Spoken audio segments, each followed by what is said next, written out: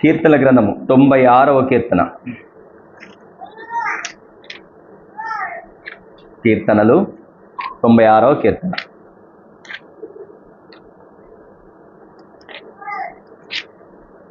తొమ్మిదవ వచనం చదువుదాం, అందరం కలిసి చదువుదాం. 96వ కీర్తన 9వ వచనం చదువుదాము. పరిశుద్ధాలంకారములు ధరించుకొని యెహోవాకు నమస్కారము చేయుడి, సర్వజనులారా ఆయన సన్నిధిని వణుకుడి. ప్రార్థన చేసుకుందాం.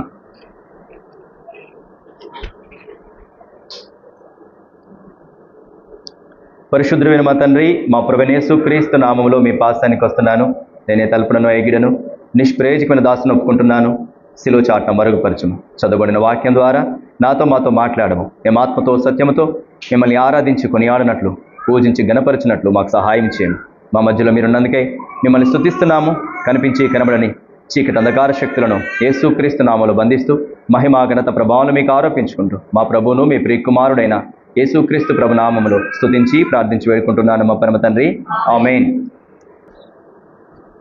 96వ కీర్తన 9వ వచనం మరలా ఎవరైనా చదవండి.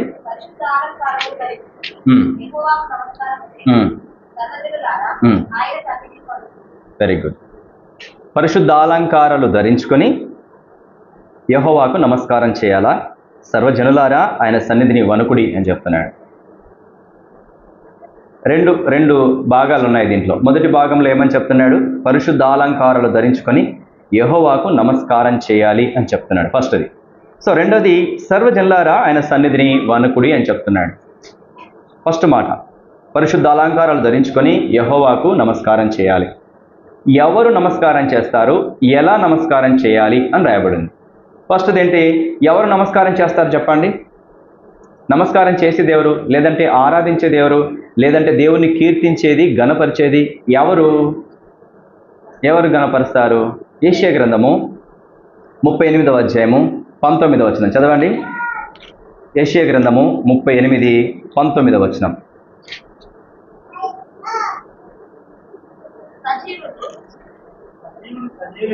సజీవులు సజీవులే కదా నిన్ను స్తుతించుదురు, ఈ దినమున నేను సజీవుడనై నిన్ను స్తుతించుచున్నాను. చాలు. ఏమని చెప్తున్నాడు ఇక్కడ? సజీవులు సజీవులే కదా నిన్ను స్తుతించుదురు, ఈ దినమున నేను సజీవుడనై నిన్ను స్తుతించుచున్నాను. ఎవరు స్తుతిస్తారు? ఎవరైనా నమస్కారం చేస్తారు? ఎవరైనా ఆరాధిస్తారు? ఎవరైనా గణపరుస్తారు? ఎవరైనా పూజిస్తారు చెప్పండి? సజీవులే ఆయన్ని పూజిస్తారు, ఆయన్ని గణపరుస్తారు, ఆయన్ని ఆరాధిస్తారు. ఈరోజు నువ్వు సజీవుడివేనా? బ్రతుకుతున్న పేరు మాత్రం ఉన్నది కానీ నీవు మృతుడవే అంటాడు. పాపముల చేతను అపరాధముల చేతను చచ్చిన వారమై అంటారు కదా. మనమందరము ఇంతకు ముందు చనిపోయినటువంటి వారం. దేవుని దృష్టికి అందరము చనిపోయిన వారం. ఎలా చనిపోయాం మనము? మన పాపముల చేత అపరాధముల చేత చచ్చిపోయినటువంటి వారముగా ఉన్నాము అని వాక్యం చెప్తోంది. సరే, ఇప్పుడు ఈ వాక్యం మనకు అర్థం కావాలంటే మొదటగా ఏం చదివాం మనము? యెహోవా సన్నిధిని ఏం చేయాలంట? 96, 9వ వచనం. మొదటి వచనం చదువు. 96, 9 మొదటి భాగం. పరిశుద్ధ అలంకారాలు ధరించుకొని యెహోవాకు నమస్కారం చేయాలి అని రాయబడింది. ఎవరు యెహోవాకు నమస్కారం చేస్తారు? ఎవరు ఆయన్ని ఆరాధిస్తారు? సమాధానం చెప్పండి. సజీవులే ఆయన్ని ఆరాధిస్తారు. ఆయన్ని సజీవులు మాత్రమే ఆరాధిస్తారు. ఈరోజు నువ్వు ఆరాధించడానికి, నేను ఆరాధించడానికి వచ్చాము. సజీవులు సజీవులే కదా నిన్ను స్తుతించుదురు, ఈ దినమున నేను సజీవుడనై నిన్ను స్తుతించుచున్నాను. ఈ దినమున నేను సజీవుడనై నిన్ను స్తుతిస్తున్నాను. ఈరోజు నువ్వు సజీవుడవై ఆయన్ని స్తుతించడానికే మనం వచ్చాం. ఇప్పుడు సజీవులు ఎవరు? చనిపోయిన వారు ఎవరు? సజీవులు ఎవరు? చనిపోయినటువంటి వారెవరు? చూద్దామా? సజీవులు ఎవరు, చనిపోయిన వారు ఎవరు? ఎఫెసీయులకు రాసిన పత్రిక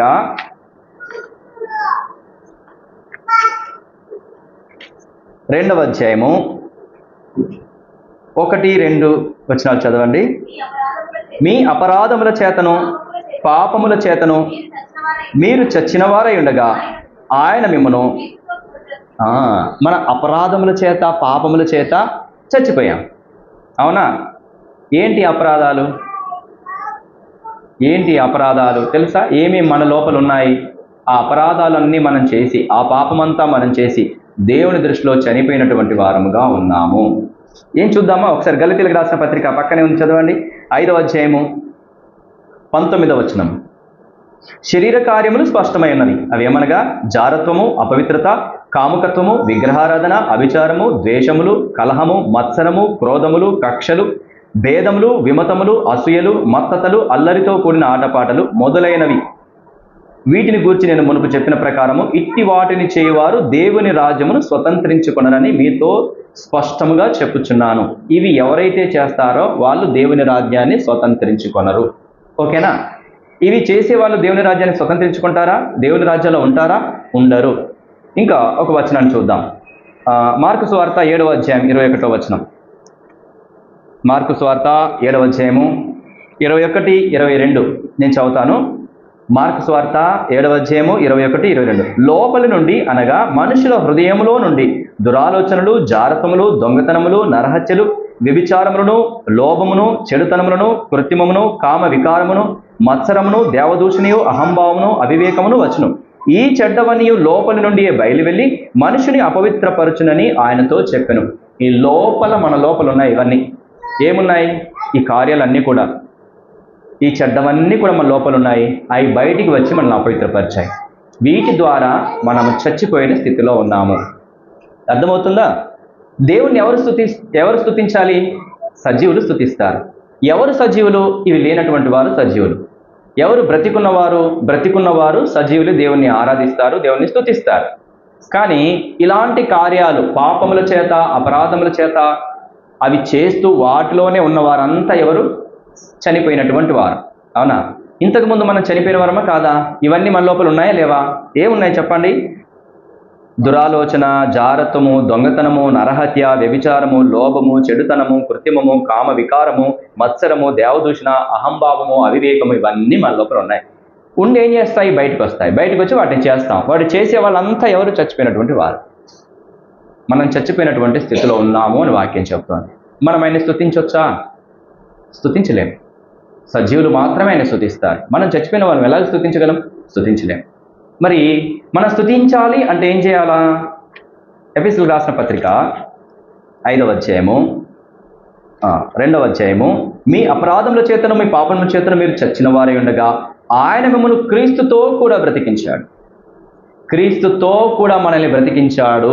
అది గుర్తుపెట్టుకోవాలి. చచ్చిపోయాము, కానీ ఇప్పుడు బ్రతికించబడ్డాం. చూడు 2వ వచనంలో, మీరు వాటిని చేయిచు వాయుమండల సంబంధమైన అధిపతిని అనగా అవిధేయులైన వారిని ఇప్పుడు ప్రేరేపించు శక్తికి అధిపతిని అనుసరించి ఈ ప్రపంచ ధర్మము చొప్పున మునుపు నడుచుకుంటుంది.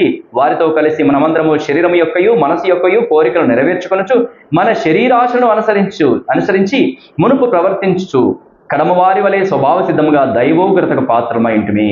అయినను దేవుడు కరుణా సంపన్నుడై ఉండి మనము మన అపరాధముల చేత చచ్చిన వారమే ఉండినప్పుడు సైతము మన ఎడల చూపిన తన మహాప్రేమ చేత మనల్ని క్రీస్తుతో కూడా బ్రతికించెను. కృప చేత మీరు రక్షించబడి ఉన్నారు. ఇది జరిగింది. క్రీస్తుతో కూడా మనల్ని బ్రతికించాడు. దేన్ని బట్టి? ఆయన కృపను బట్టి. ఇక్కడ మనం ఆలోచన చేయాల్సింది ఏంటంటే, కొంతమంది మనం ఇట్లా అనుకొని ఉండొచ్చు, ఈ ప్రపంచ ధర్మము చొప్పున లేకుంటే ఇక్కడ ఉన్నటువంటి ఈ జ్ఞానాన్ని బట్టి మనం ఆలోచన చేస్తే, నేను రక్షించబడడానికి, నేను బ్రతికించబడడానికి కారణం ఏంటంటే నా మంచితనం. నేను మంచి పనులు చేస్తున్నాను అనేటటువంటి స్వభావం ఉండొచ్చు. కానీ కానే కాదు. నీ మంచితనం చేత, నీ జ్ఞానం చేత, నీ గొప్పతనం చేత, నీ బలం చేత కాదు దేవుడు నిన్ను రక్షించింది. దేని చేత దేవుడు నిన్ను రక్షించాడు? ఆయన కృప ద్వారా. కేవలం కృప ద్వారా మాత్రమే మనం బ్రతికించబడ్డాము. ఆయన కృప ద్వారా మాత్రమే రక్షించబడ్డాము అని వాక్యం చెప్తుంది.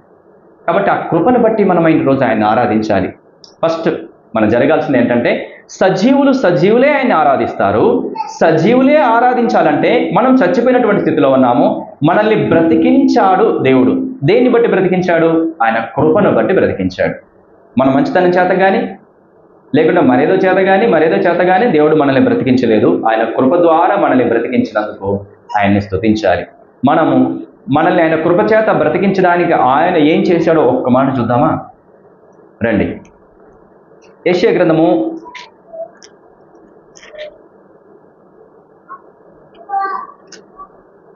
53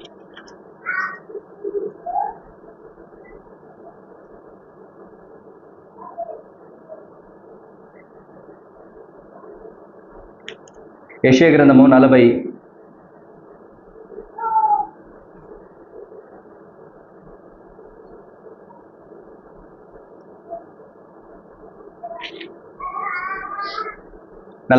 అధ్యాయము.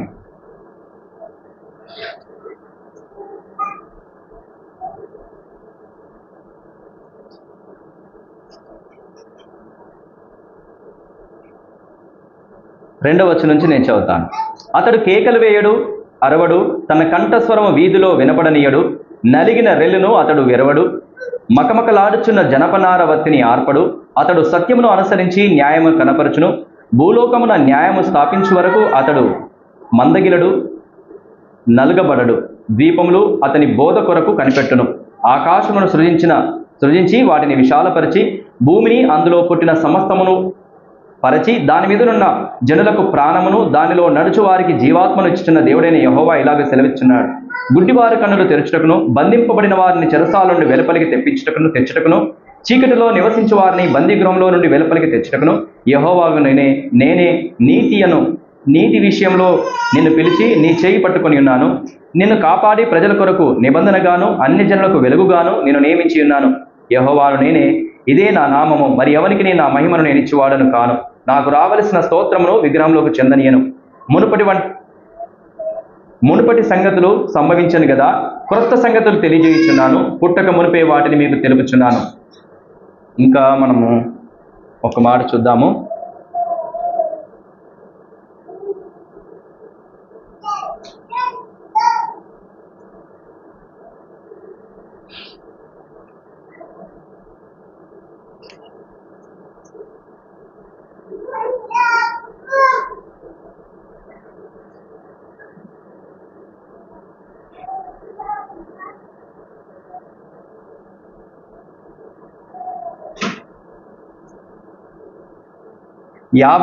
యెషయా గ్రంథము 50వ అధ్యాయము 6వ వచనం చూద్దాం. యెషయా 56 ఒకసారి చదవండి. యెషయా గ్రంథము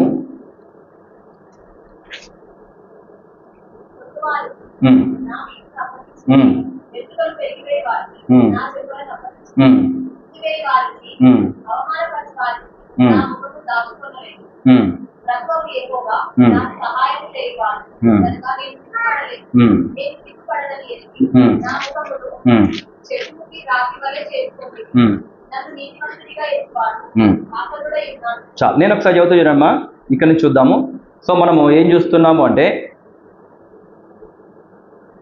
మనల్ని విడిపించడానికి ఆయన కృప చూపించాడు. ఆ కృప ద్వారా మనల్ని రక్షించాడు. ఓకే, తర్వాత ఆయన మనల్ని రక్షించడానికి ఆయన చేసినటువంటి కార్యాన్ని చూస్తున్నాం. యెషయా గ్రంథము 50వ అధ్యాయము 6వ వచనం నుంచి నేను చదువుతాను. కొట్టువారికి నా వీపును అప్పగించితిని, వెంట్రుకలు పెరిగివే వారికి నా చెంపలను అప్పగించితిని, ఉమ్మివేయ వారికి అవమానపరచు వారికి నా ముఖమును దాచుకొనలేదు. ప్రభువు యెహోవా నాకు సహాయము చేయవాడు గనక నేను సిగ్గుపడలేదు. నేను సిగ్గుపడనని ఎరిగి నా ముఖమును చెకుముకి రాతి వలె చేసుకొంటిని. నిన్ను నన్ను దేవుడు రక్షించడానికి, నిన్ను నన్ను దేవుడు బ్రతికించడానికి మన ప్రభువైన యేసుక్రీస్తుల వారు ఏం చేశారో రాయబడుతుంది. ఏం చేశాడంటే 6వ వచనంలో, కొట్టువారికి నా వీపును అప్పగించాడు. నీ కొరకు నా కొరకు ప్రభువైన యేసుక్రీస్తుల వారు కొట్టేటటువంటి వారికి వీపును అప్పచెప్పాడు అని రాయబడింది. అప్పచెప్పుకున్నాడా లేదా? ఆయన భయంకరంగా కొట్టారా లేదా? తర్వాత వెంట్రుకలు పెరికివేయ వారికి నా చెంపలను అప్పగించి తిని, వెంట్రుకలు పెరికివేయ వారికి చెంపలను అప్పచెప్పాడు. ఆయన గుంజేశారు, అర్థమవుతుందా? ఆయన వెంట్రుకలు జుట్టు బట్టి లాగేశారు, గడ్డం బట్టి లాగేశారు, వీపు మీద భయంకరంగా కొరడాలతో కొట్టారు.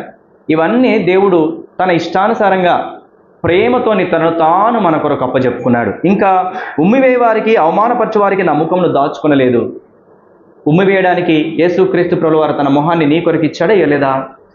నీ ముఖం మీద ఉమ్మి వేస్తా ఊరుకుంటావా? ఎట్లా అనిపిస్తుంది? ఎలా అనిపిస్తుంది నీకు? కానీ ప్రభువైన యేసుక్రీస్తుల వారు నీ కొరకు నా కొరకు తన ముఖాన్ని దాచిపెట్టుకోలేదు. ఉమ్మివేసే వారికి అవమానపరిచే వారికి ఆయన అప్పచెప్పుకున్నట్టుగా మనకు రాయబడుతోంది. అలాగే ప్రభువు యెహోవా నాకు సహాయం చేయవాడు గనక నేను సిగ్గుపడలేదు. నేను సిగ్గుపడనని ఎరిగి నా ముఖమును చెకుముకి రాతి వలె చేసుకున్నాడు. ఎలా అయిందంటే ఆయన ముఖము చెకుముకి రాయి లాగిందంట. అన్న ఎలా ఉంటుంది చెకుముకి రాయి? చక్క నున్నగా గుండ్రగా ఉంటుంది కదా. గుండ్రగా నున్నగా ఉంటుందా? ఉండదు. అన్ని దెబ్బలు తగిలి ఉంటాయి దానికి. అవునా? చెకుముకి రాయి ఎప్పటికి కొడతామంటే ఎన్ని దెబ్బలు ఉంటాయి దానికి చెప్పండి. చెకుముకి రాయికి దెబ్బలు ఉంటాయి. దగ్గర చెకుముకి రాయి దేనికోసం ఉపయోగిస్తారు తెలుసా? నిప్పు రాజబెట్టడం కొరకు. నిప్పు రాజబెట్టాలంటే మెల్లగా కొట్టాలా దాన్ని, బండని ఆ చెక్కుముకి రాయిని గట్టి కొట్టాలా. ఇష్టం వచ్చినట్టు కొడితేనే అది ఉంటుంది. మెల్లగా తుతి మెత్తగా కొడతా ఉంటే నిప్పు వస్తుందా? రాదు. గట్టిగా కొట్టాలా, గట్టిగా దాన్ని ఇష్టం వచ్చినట్టు కొడితేనే అప్పుడు దాంట్లో నుంచి నిప్పు అనేది వస్తుంది. యేసుక్రీస్తు ప్రభువు వారు తన ముఖాన్ని ఎట్లా చేసుకున్నాడు? చెక్కుముకి రాయిలాగా చేసుకున్నాడు, ఇచ్చేసాడు. వాళ్ళు ఎట్లా పడితే అట్లా కొట్టారు అని అర్థం. యేసు ప్రభువు వారిని ఎలా పడితే అలా కొట్టడానికి తనను తాను అప్పు చెప్పుకున్నాడు. ఎన్ని రకాలుగా ప్రభు అప్పు చెప్పుకున్నాడు? మొదటిది తన వీపును అప్పు చెప్పుకున్నాడు. రెండవది గడ్డం పెరుగు వారికి తన మొహాన్ని దాచిపెట్టుకుని అప్పు చెప్పుకున్నాడు. వెంట్రుకలు పెరికేశారు, గడ్డ మీద ఉన్నటువంటి ఆ గడ్డాన్ని పెరికేశారు, దానికి అప్పు చెప్పుకున్నాడు. మూడవది ఉమ్మివేయడానికి అప్పు చెప్పుకున్నాడు తన మొహాన్ని. అవమానం, 100 మందిలో నిన్ను అవమాన పరిస్థితిని తట్టుకోగలవా? ఒక చిన్న మాటని నేను అంటాను. ఉదాహరణకి సౌజన్యనే ఉందనుకుందాం. సౌజన్య ఇదంతా ఊడ్చేయమ్మా అన్నాను, ఊడ్చింది. మీరు అందరు ఉన్నారు, సౌజన్య వచ్చింది. బుద్ధి లేదా సౌజన్యకి అక్కడ ఎట్లు ఊడ్చినా చూడు అన్నాను అనుకోండి, ఎట్లా ఉంటుంది? బాధ అనిపిస్తుందా? బాధ అనిపించదా? మరి యేసుక్రీస్తు ప్రభువు వారు ఏ పాపము చేయలేని ఆయన్ని, నువ్వు నిజంగా దేవుని కుమారుడు కదా, నువ్వు మమ్మల్ని రక్షించు, ఏది ఇప్పుడు నిన్ను కొడతాం మేము, నీకు ముసుకేస్తాము, నిన్ను గుద్దుతాము, నిన్ను గుద్దింది ఎవరో ప్రవచించి చెప్పు చూద్దాం అని హేళన చేస్తూ ఆయన ఇష్టం వచ్చినట్టుగా మాట్లాడితే ఎలా ఉంటుంది చెప్పండి?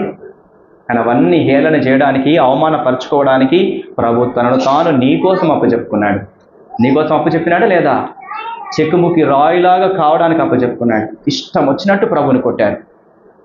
ఎలా కొడతారు? కాళ్ళతో తన్నుతారు, చేతులతో గుద్దుతారు, కొరడాలతో కొడతారు. వాళ్ళు ఇష్టం వచ్చినట్టుగా కొడతారు. అట్లాగా ఇష్టం వచ్చినట్టుగా దెబ్బలు తినడానికి ప్రభువైన యేసుక్రీస్తు వారు తనను తాను నీ కొరకు అప్పచెప్పుకున్నాడు. ఎందుకని? నీవు రక్షించబడాలంటే ఆయన అలా దెబ్బలు తినాల్సిందే, ఆయన అలాగా అవమానపరచబడాల్సిందే. కనుక ఈరోజు ప్రభు నీతోనే మాట్లాడుతున్నాడు. మొదటగా ఆయన కృప ద్వారా నువ్వు రక్షించబడ్డావు. నీ లోపల ఉన్న మంచితనాన్ని బట్టో లేకుంటే మరేదో బట్టిని కాదు, ఆయన కృప చూపినాడు. నీ లోపల ఏ మంచితనం లేదు, శరీర కార్యాలు స్పష్టంగా ఉన్నాయి, నీ లోపల నుంచి వచ్చే స్వభావం స్పష్టంగా ఉంది. అవన్నీ మనం కలిగి ఉన్నాం, అవన్నీ చేసిన వారంగా ఉన్నాం. మనకు తగింది నరకం. మనం నరకంలో యుగయుగాలు కాలిపోవాలి. కానీ మనము ఆ నరకంలో కాలిపోకుండా ప్రభువైన యేసుక్రీస్తుల వారు తనను తాను అప్పచెప్పుకున్నాడు. అప్పచెప్పినాడా లేదా? అందరం కలిసి చదువుదాం. ఒకసారి తీయండి, యెషయా గ్రంథము 50వ అధ్యాయం 6వ వచనం. అందరం కలిసి చదువుదాం. ఇది నీ కొరకే రాయబడింది. వింటున్న ప్రియమైన సహోదరి సహోదరుడా, నీ కొరకే నా కొరకే ప్రభు ఇలాగ అప్పచెప్పుకున్నాడు. కనుక నువ్వు ఎప్పుడు ఈ వచనాన్ని జ్ఞాపకం పెట్టుకొని ఆయన్ని స్తుతించాలి, ఆయన్ని గణపరచాలి. నిన్ను నన్ను రక్షించాలని, నిన్ను నన్ను పరలోకంలో ఉంచాలనే ప్రభు ఇలాగ చేసుకున్నాడు. చదువుదాము. కొట్టువారికి నా వీపును అప్పగించి తిని, వెంట్రుకలకు పెరుగువేయి వారికి నా చెంపలను అప్పగించి తిని, ఉమ్మివేయి వారికి అవమానపరచు వారికి నా ముఖమును దాచుకొనలేదు. ప్రభువగు యెహోవా నాకు సహాయం చేయవాడు గనక నేను సిగ్గుపడలేదు. నేను సిగ్గుపడనని ఎరిగి నా ముఖమును చెకుముకి రాతివలే చేసుకొంటిని. ఇది ఎప్పటికీ గుర్తుపెట్టుకోవాలి. నీ కొరకు ప్రభు ముఖము చెకుముకి రాయిలాగా చేయబడింది. నీ కొరకు ప్రభు యొక్క వీపు అప్పచెప్పుకున్నాడు. నీ కొరకు ఆయన ముఖాన్ని అప్పచెప్పుకున్నాడు. నీ కొరకు ఆయన వెంట్రుకలు పెరిగిపోయే వారికి తన చెంపలను అప్పచెప్పుకున్నాడు. ఎవరి కొరకు చెప్పండి? నా కొరకే. ఆ శిక్ష ఎవరికి రావాలి?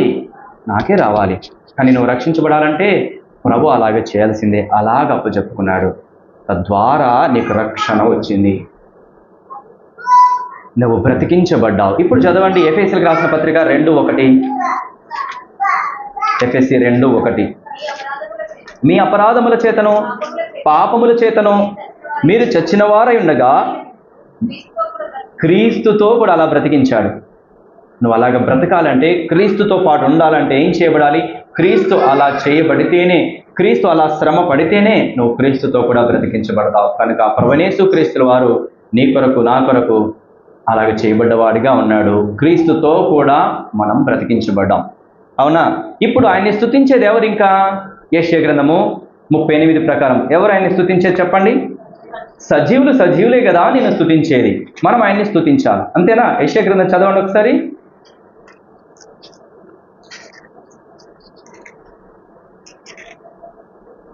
38:19. సజీవులే కదా నేను స్తుతించుదురు, ఈ దినమున నేను సజీవుడనే నేను స్తుతించుచున్నాను. ఓకేనా కదా?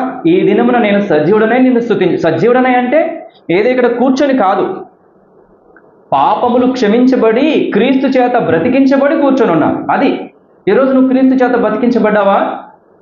నువ్వు క్రీస్తుతో కూడా ఉన్నావా?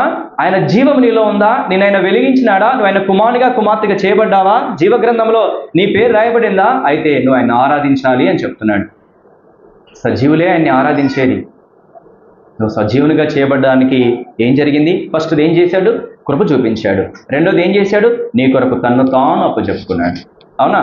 తన్ను తాను ఆయన అప్పచెప్పుకున్నాడు అనడానికి యెషయా గ్రంథం 53వ అధ్యాయం ఒక మాట చూద్దాం, చూడండి.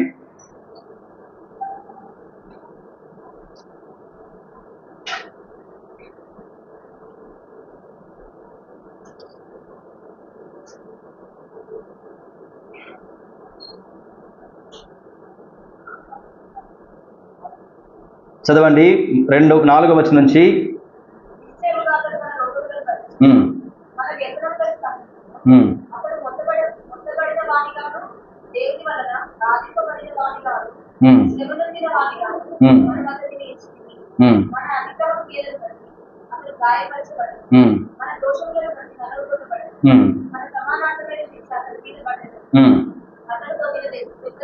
చాలు. ఇక్కడ చూడండి, మన దోషాలను బట్టి నలగొట్టబడ్డాడు. ఇక్కడ చూడండి, మన అతిక్రమ క్రియలను బట్టి గాయపరచబడ్డాడు, మన దోషాలను బట్టి నలగొట్టబడ్డాడు, మన సమానార్థమైన శిక్ష అతని మీద పడ్డది, అతడు పొందిన దెబ్బల చేత మనకు స్వస్థత కలుగుతున్నది, మనమందరము గొర్రెల వలె త్రోవ తప్పిపోతుమి అని చెప్తున్నాడు.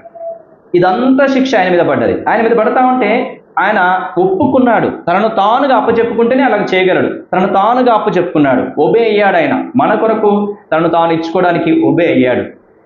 గలతీలకు రాసిన పత్రిక 2వ అధ్యాయం 20వ వచనంలో ఆ మాట రాయబడింది. చూడండి, గలతీ 2:20.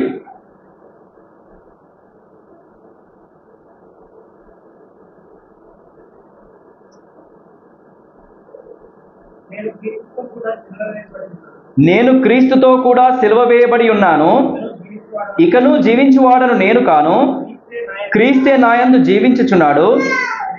నేనిప్పుడు శరీరమందు జీవించుచున్న జీవితము నన్ను ప్రేమించి నా కొరకు తన్ను తాను అప్పచెప్పుకొనిన దేవుని కుమారుని యందలి విశ్వాసం వల్ల జీవించుచున్నాను. ఎలాగన్నా?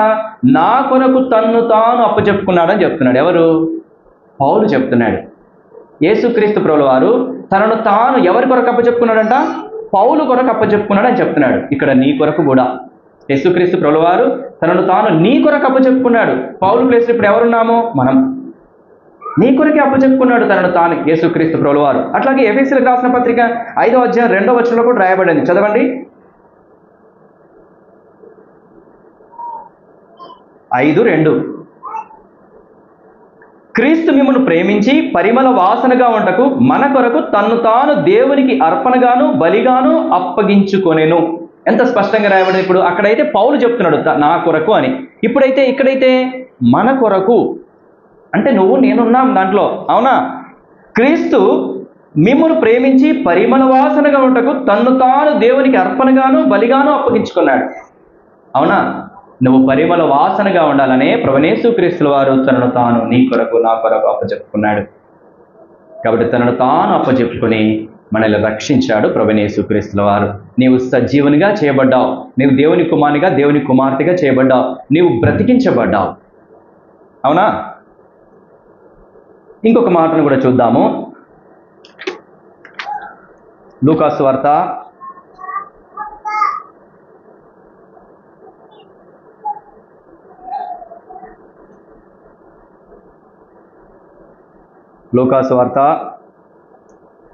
20వ అధ్యాయం 37వ వచనం. 20:37 చదవండి.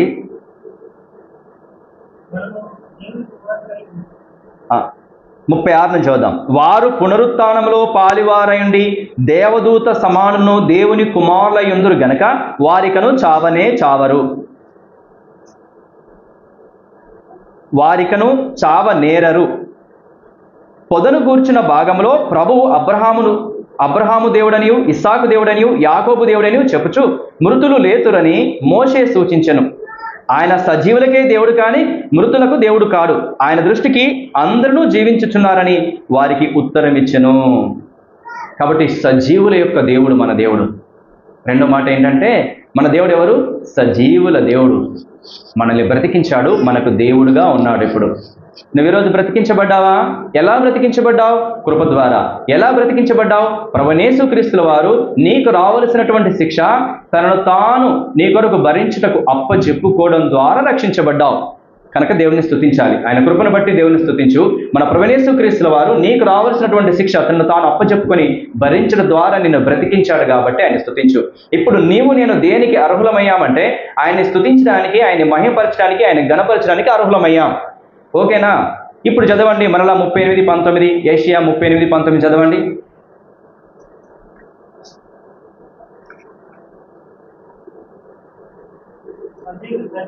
సజీవులు సజీవులే కదా, నిన్ను స్తుతించెదరు.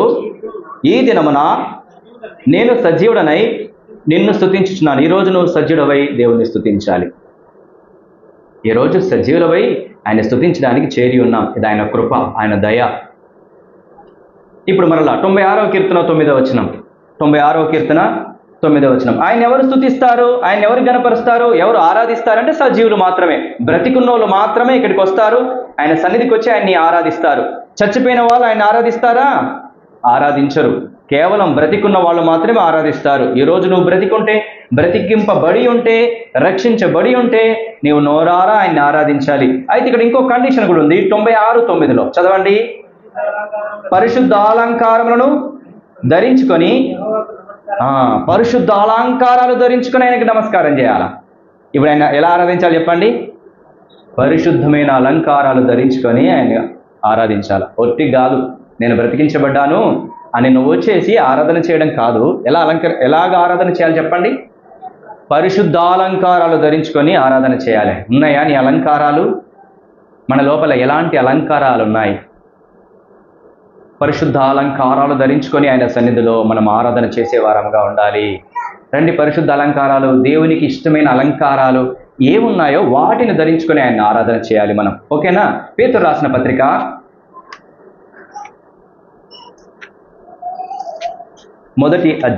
3వ అధ్యాయం. పేతురు రాసిన మొదటి పత్రిక 3వ అధ్యాయము 3వ వచనము. జడలు అల్లుకొనుటయు, బంగారు నగలు పెట్టుకొనుటయు, వస్త్రములు ధరించుకొనుటయను, వెలుపటి అలంకారము మీకు అలంకారముగా ఉండక. చూడండి, ఇక్కడ ఏమని రాయబడింది? ఫస్ట్ మనం ఏం చూస్తున్నాం అన్నది బ్రెయిన్లో ఉండాలి. ఏం చూస్తున్నాము? పరిశుద్ధ అలంకారాలు ధరించుకొని మనం ఆయన్ని ఆరాధన చేయాలని ఉంది. పరిశుద్ధ అలంకారాలు ధరించుకొని రావాలి. ఇక్కడ ఏమని రాయబడింది? జడలు అల్లుకోకుండా, బంగారు నగలు పెట్టుకొనకుండా, వస్త్రాలు అంటే వెలగలిగిన చూడడానికి ఆకర్షణ వస్త్రాలు కాకుండా, ఇలాంటి అలంకారాలు కాకుండా. అర్థమైందా? ఇలాంటి అలంకారాలు ఉన్నాయా? ఇలాంటి అలంకారాలు ధరించుకొని వచ్చి యెహోవాని ఆరాధించడం కాదు, కానీ ఎలాంటి అలంకారాలు ధరించుకొని ఆయన ఆరాధించాలంట? ఇప్పుడు 4వ వచనం కంటిన్యూషన్. సాధువైనట్టు మృదువైనట్టు అయిన గుణములను, అక్షయ అలంకారములు గల మీ హృదయపు అంతరంగ స్వభావము మీకు అలంకారముగా ఉండవలను, అది దేవుని దృష్టికి మిగుల వెలువగలది. అర్థమవుతుందా? దేవుని దృష్టికి మిగుల విలువ కలిగిన ఈ అలంకారాలు ధరించుకొని వచ్చి ఆయన ఆరాధించాలి.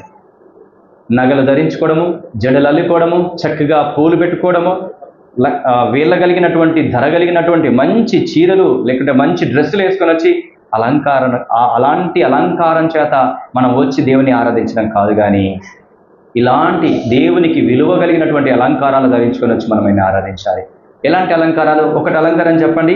సాధువుగా ఉండడము, ఇంకా మృదువుగా ఉండడము, ఇంకా సాధువైనట్టు మృదువైనట్టు గుణమును, అక్షయాలంకారాలు, అక్షయం అంటే క్షేము కానటువంటి నిలిచిపోయేటటువంటి అలంకారాలు ధరించుకొని మనమైనా ఆరాధించాలి. ఈరోజు నీకుందా? సాధువుగా మృదువుగా ఉండగలుగుతావా?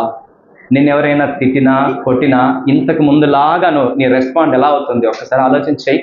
ఈరోజు నువ్వు ఆరాధించాలి అంటే సాధువైనట్టు మృదువైనట్టు అలంకారాన్ని ధరించుకొని ఆరాధించాలి. దేవుని ఆరాధించడానికి వచ్చాము. ఈ అలంకారాలు నీకున్నాయా? దేవునికి ఇష్టమైనటువంటి అలంకారాలు. ఇక్కడ ఒక విషయము దేవుడు జ్ఞాపకం చేస్తున్నాడు. ఒక స్త్రీ పెళ్లి చేసుకుంది, తన భర్త దేవుని నమ్ముకోలేదు. అయితే అలాంటి భర్తను ఒక స్త్రీ సంపాదించుకోవాలి అంటే, క్రీస్తులోనికి నడిపించాలి అంటే ఏం చేయాలి? ఏం చేస్తే ఆ భర్తను రక్షించుకోగలుగుతుంది అన్నదానికి కొన్ని ఉదాహరణలు ఇక్కడ చెప్పాడు, కొన్ని మాటలు చెప్పాడు. నేను చెప్తా చూడండి. అటువలే స్త్రీలారా, మీరు మీ స్వపురుషులకు లోబడినుడి. అందువలన వారిలో ఎవరైనాను వాక్యమునకు అవిధేయులైతే వారు భయముతో కూడిన మీ ప్రవర్తనను చూచి వాక్యము లేకుండానే తమ భార్యల నడవడి వలన రాబట్టబడవచ్చును. నీ భర్త రక్షణ లేదు, అలాగే ఉన్నాడు, చర్చికి రాడు, కానీ నీ భర్త రక్షణలోనికి రావాలంటే, మందిరానికి వచ్చి యేసుక్రీస్తును తన సొంత రక్షకునిగా అంగీకరించాలి అంటే ఒక స్త్రీ ఏం చేయాలి? ఏం చేస్తే తన భర్తని రక్షణలోనికి నడిపించవచ్చు అన్న సంగతి చెప్తున్నాడు. ఏం చేయాలంట? ఏం చేస్తే నడుస్తారంట? భయముతో కూడిన మీ ప్రవర్తనను చూచి. ఒక స్త్రీ ఎలా ఉండాలి చెప్పండి? భయముతో కూడినటువంటి ప్రవర్తన కలిగి ఉండాలి. ఎక్కడ? భర్త దగ్గర. అలాగున్నప్పుడు భయముతో కూడినటువంటి మీ ప్రవర్తనను చూచి వాక్యము లేకనే మిమ్మల్ని బట్టే అతడు క్రీస్తులోకి వస్తాడు, రక్షించబడతాడు అని చెప్తోంది. కానీ కొంతమంది ఒకవేళ స్త్రీలు ఇలాగనుకుంటారేమో, చూడు, జడలు అల్లుకొనుటయు, బంగారు నగలు పెట్టుకునుటయు, వస్త్రములు ధరించుకునుటయు, వెలుపటి అలంకారంగా ఉండొద్దు. ఇలాంటి అలంకారాలు ధరించుకుంటే నా భర్త ఒకవేళ నన్ను చూసి క్రీస్తులోనికి వస్తాడేమో, చర్చిలోనికి వస్తాడేమో అనుకుంటావా? కాదు. ఎలాంటిగా? భయం కలిగినటువంటి ప్రవర్తనను బట్టి, సాధువైనట్టు మృదువైనట్టు ఈ అలంకారం చేత నువ్వు అలంకరించుకుంటే నీ భర్త వస్తాడు. ఇవి అలంకరించుకుంటూ వస్తాడా? జడలు అల్లుకోవడము, మంచి బంగారు నగలు పెట్టుకోవడము, మంచి వస్త్రాలు వేసుకోవడము, ఇలాగ చాలా అందంగా భర్త ముందు కనబడేది కాదు. కానీ చాలామంది స్త్రీలు అలా కనబడడానికి ఇష్టపడతారేమో. అలా కాదు నీ భర్తను రక్షించుకునే పద్ధతి. అలా కాదు నీ భర్తని దేవుని సన్నిధి తీసుకొచ్చే పద్ధతి. మృదువైనట్టు, సాధువైనట్టు, అక్షయాలంకారాలు, భయముతో కూడినటువంటి నీ ప్రవర్తన, వీటిని చూసి వాక్యము లేకనే నిన్ను చూసే నీ భర్త క్రీస్తులోనికి రాబట్టబడవచ్చు అని చెప్తున్నాడు. ఈ ప్రవర్తన నీ భర్తకి ఇష్టమైనది. ఏ ప్రవర్తన? భయంతో కూడిన ప్రవర్తన నీ భర్తకి ఇష్టమైనది. మృదువుగా, సాధువుగా ఉండడం నీ భర్తకి ఇష్టమైనది. అవి దేవుని దృష్టికి మిగుల విలువ కలిగినవి కూడాను. ఈరోజు పురుషులమైనటువంటి బ్రదర్స్, మనకు కూడా ఏంటి, మన లోపల ఏముండాలి? అలంకారాలు. సాధువైనట్టు, మృదువైనట్టు అక్షయాలంకారాలు ఉన్నాయా? మనం కూడా కాస్త బుస్తుమని లేస్తున్నామా? సిస్టర్స్ అయినా బ్రదర్స్ అయినా కూడా ఏ అలంకారాలు ధరించుకోవాలి చెప్పండి? సాధువైనట్టు, మృదువైనట్టు అలంకారాలు ధరించుకోవాలి. ఇవి ధరించుకొని దేవుడి సన్నిధిలో మనం ఆయన ఆరాధింప చేయాలి. అక్షయాలంకారాలు ఇవి, క్షయమైపోయేవి కాదు ఇవి. ఈ అలంకారాలు నీకున్నాయా? మన ప్రభు మృదువుగా మాట్లాడాడు. ఆయన మకమకలాడుచున్న, ఆయన అరవడు, కేకలు వేయడు. మన ప్రభు యొక్క లక్షణం ఏంటి చెప్పండి? ఆయన అరవడు, కేకలు వేయడు, గద్దించడు కదా. ఆయన అరవడు, కేకలు వేసేటటువంటి వాడు కాదు. ఆయన అక్షయాలంకారాలు ధరించుకున్నవాడు మన ప్రభువైన యేసు. మృదువుగా, సాధువుగా మాట్లాడిన వాళ్ళు కొడతా ఉంటే కూడా, గట్టిగా మాట్లాడి కేకలేస్తూ ఉంటే కూడా మౌనంగా ఉన్నటువంటి వాడు. అర్థమైందా? ఆయన అలాగున్నాడా లేదా? మన ప్రభు అలాగున్నాడు. ప్రభు చేత రక్షించబడిన మనము, ప్రభువును ధరించుకున్న మనం కూడా ఈ అక్షయాలంకారాలు ధరించుకుని ఆయన ఆరాధన చేయాలి. ఈరోజు ప్రశ్న ఏంటంటే, ఈ సాధువైనట్టు, మృదువైనట్టు ఈ అలంకారాలు నీకున్నాయా? అవి ఉండి అవి ధరించుకొని ఆయన్ని ఆరాధిస్తే ఆయన గణపరచబడతాడు, నీ ఆరాధన అంగీకరిస్తాడు. ఫస్ట్ది, నువ్వు సజీవునిగా ఉండాలా. రెండవది, అక్షయాలంకారాలు ధరించుకొని ఆయన ఆరాధించాలా. ఇలా ఉన్నప్పుడు నీ ఆరాధన అంగీకరించబడుతుంది. ఈ కేటగిరీస్ లేనప్పుడు నీ ఆరాధన అంగీకరించబడుతుందా? అంగీకరించబడదు. యాక్సెప్ట్ చేయబడుతుందా? చేయబడదు. ఒట్టిదే అది. ఇక్కడ మనం ఉన్న వాళ్ళకు ఈయన ఆరాధన చేశాడు, ఈ ఆరాధన చేసింది అనుకుంటాం అంతే. కానీ దేవుడు దాన్ని యాక్సెప్ట్ చేస్తాడా? ఏం కావాలా? ఫస్ట్ నువ్వు బ్రతికించబడాలా. రెండోది ఏం కావాలా? ఈ అక్షయాలంకారాలు, దేవునికి విలువ కలిగిన ఈ అలంకారాలు ధరించుకొని ఉండాలా. ఏ అలంకారాలు చెప్పండి? సాధువైనట్టు, మృదువైనట్టు. సాధువుగా, మృదువుగా నువ్వు కనబడుతున్నావా? కొంతమంది మందిరంలో కనబడతారు, చాలా సాధువుగా. దేవుని సేవకుడు ఏదైనా పని చెప్పగానే సాధువు కనబడి పని చేస్తారు, లోబడి.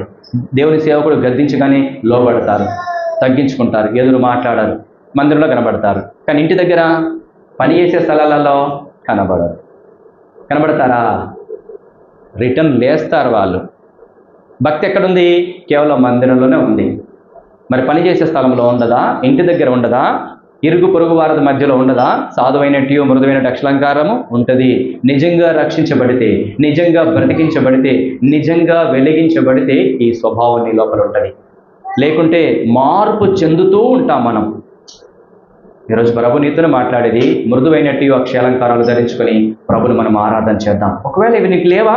ఈరోజు ప్రభు మాట్లాడుతున్నాడు, పర్వాలేదు ప్రభువా, నాకు ఇంకా ఇక్కడ దేవుడి సన్నిధికి వచ్చినప్పుడే నేను అలాగ మృదువుగా సాధువుగా మారిపోతున్నాను.